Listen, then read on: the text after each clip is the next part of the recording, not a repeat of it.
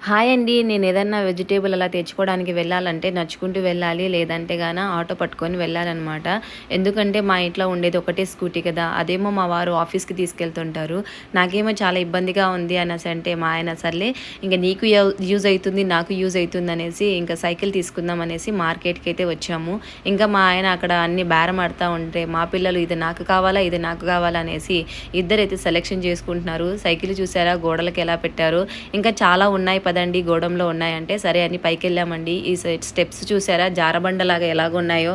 ఇంకా అలా వెళ్ళామో లేదో మా అక్కుగాడు సైకిళ్ళన్నీ సరిగా ఉన్నాయా లేదని లోపల రౌండ్లన్నీ వేసుకుంటూ అన్నీ చెక్ చేసుకుంటూ ఉన్నాడు. ఇక్కడ సైకిళ్ళకి చూసారా టూ వీలర్కు ఉన్నట్టుగా పెద్ద పెద్ద టైర్లు అయితే ఉన్నాయండి. దీని బిల్లు ఏమో 20,000, 30,000, 40,000 అనేసి అన్నారు. నాకేమో ఆ బిల్లు సౌండ్ విని నాకు వద్దు నాన్న సైకిల్ వద్దు ఏమొద్దు నా కష్టం మీద నేను పడతాను పదా ఇంటికి అనేసి ఇంటికైతే వచ్చేసాము.